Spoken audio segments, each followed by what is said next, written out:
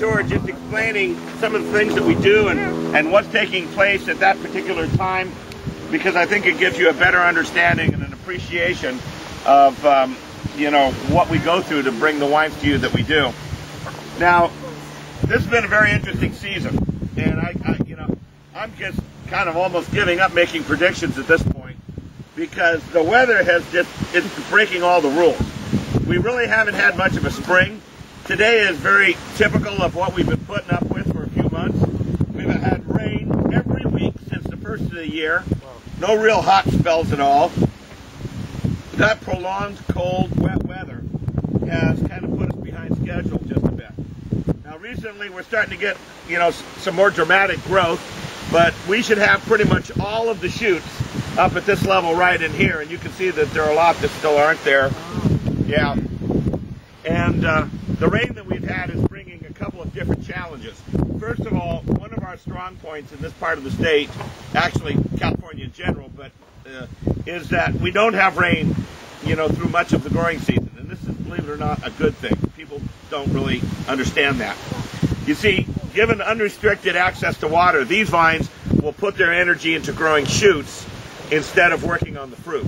And what we want is to be able to decide when to put water on the plants. You'll get better quality as a result. The drip systems that we use are very easily regulated to so much water per plant. But when rain falls, of course, it's giving water to everything, and you don't necessarily want that. Secondly, this kind of rain that we've had can lead to mildew problems later on. And people have asked me, well, aren't you seeing mildew now? And the answer is no, because we've had this cold weather. You know, a day like today is actually kind of a good thing in that the rain that we had earlier this week is drying out quickly with this wind, although we got hail earlier that was enough to wet the ground. And, you know, if we would have still conditions and 75-degree temperatures, that would actually be a bad thing right after a rain, because that's what mildew likes. So we want things to dry out. But quite honestly, what we'd really like to see is some 85 or 90-degree days at this point right now to really push these vines along. Yeah. And for us too. I mean, we're really getting tired of this. Believe it or not, they're predicting rain next week again, 3 days. And it's like, enough already. The last time we had it happen like this was in 2005. And we got rain, the final storm, on the 20th of June. And I hope that we're not going to be seeing that repeat of that pattern, because that was a really difficult year. What they've gone through and done most recently is shoot thinning.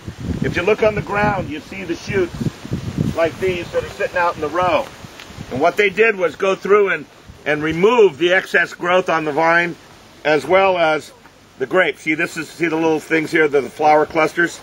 So actually there's, you know, clusters that they've decided to sacrifice to increase the quality with what's left on the vine.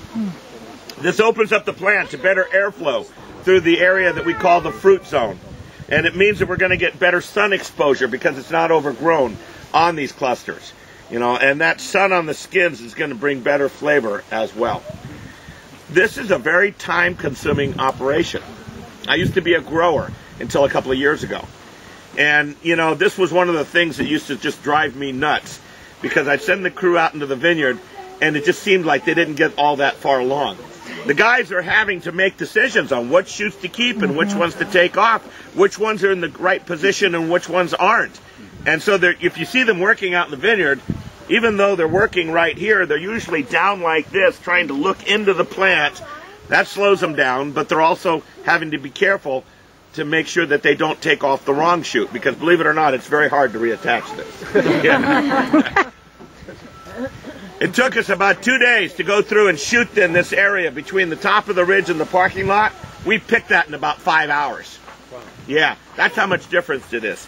Of all the things that we do, picking is the thing that you guys focus on the most as being the bad job. And really, that's probably down the list about halfway. Pruning is difficult. The leaf pulling isn't so bad. That one goes pretty quick because that's kind of, you don't have to think too much. But on this one, there's a thought process involved. And the minute you start to make decisions, it slows you down, okay? So a lot of handwork goes into growing vines at this level. We're going to visit each one of these vines about 8 or 9 times over the course of the season to do something to it, to fine-tune it, to set it up to give us the best quality that we can. So yes, nature provides us with a lot of our influences, but we got to kick in a substantial amount as well. Well, we like to spend a little bit of time on each tour explaining to our guests the way that we farm this property that makes it kind of special, because we're one of only about 40 vineyards in all of North America that's certified at this ultra level of organic farming called biodynamics. With this approach, we're trying to farm in the most natural manner we can. We want to do more than just eliminate chemicals in our farming practices. Really what we want to do is put nature in the driver's seat here. Have that be the main influence. Our goal is to have these vines make grapes that really taste like this land. Now to do that, you have to look at the way that your property is sort of organized before you make a lot of other changes. And for that reason, back in the mid-90s, this stopped being just a vineyard and really became a farm in sort of the traditional sense. Our guests look at all the vines that we have and figure that's the whole story, and it's really only half. Out of our 85 acres, only 42 is planted a vineyard. We're farming another 30 acres in other crops and activities. This gives us diversity. We have fruit trees and nut trees and vegetable gardens, olive groves we harvest for their oil, recycling ponds so we can reuse our water back out in the vineyard to irrigate with. Here in California, water's gotten to be a very hot topic, as I'm sure some of you know. And then there's a livestock side to things with cows and chickens and sheep. The idea is that with that mixture, there's less likelihood that one bad bug or disease is going to get in here and wipe us out. So we've kind of got a leg up.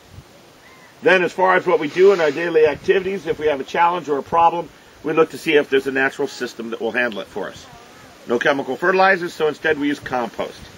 The difference for us is that we make all our own compost on-site from our own waste. So we've got a recycling plant here of sorts too. Pesticides were the first thing to go. Back in '95, they started to tear out sections of the vineyard to make room for what we call insectaries. We've got one sitting over on the other side of the tram, actually one of many. So what looks like just a garden to you guys is actually a functioning part of the vineyard, a way of attracting good bugs on site to do battle with the guys that we don't like. Experts told us what kind of plants to put in there to attract ladybugs and praying mantis, green lacewings, and pirate beetles. And these guys go out in the vineyard and eat the thrips and mites and leafhoppers that would attack the vines. Kind of like our own little crew of hitmen. Right? Anybody here from New York? We use cover cropping as a way of rotating the use of the land. You know, the questions I get asked most commonly relate to the age and lifespan of the vines. These are like trees. They have long vines, 30 to 50 years. A vineyard is like an orchard in many respects. It takes a lot of time and a lot of money to get one up and running to full production. So tearing one out every so often just because is not normally done. But if you look up the row, you can see little furrows where things have been planted. Notice how there's a pattern, not where things have been tilled. We'll rotate through different types of grasses and clovers, beans and legumes and wildflowers in this middle section to balance the nutrients in the soil and to keep the soil in place.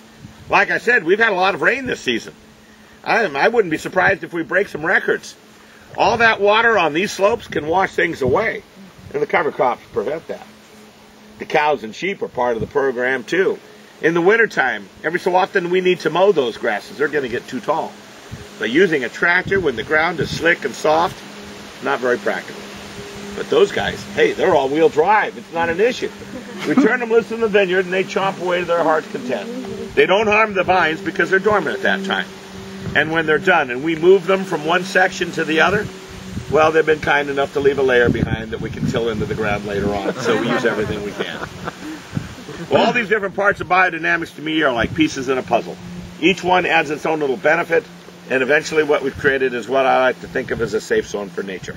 The vines start to respond to this. They start to make grapes that taste like this land. We get unique flavors that carry through to the wines that we make, and really for us, that's what it's all about. We want to make wines that give you a true sense of place. Well, any questions before we go back to the tram?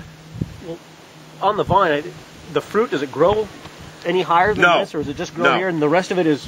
No, then why shoot. Why do you want the shoot? Because it takes a certain number of these leaves to ripen each cluster of grapes. Okay. Okay, these are like the little solar panels for the plant that are going to convert sunlight, eventually into sugar. Right, okay. Through the process called photosynthesis. Right. If you don't have enough shoot length, and a rule of thumb is something like 18 leaves for every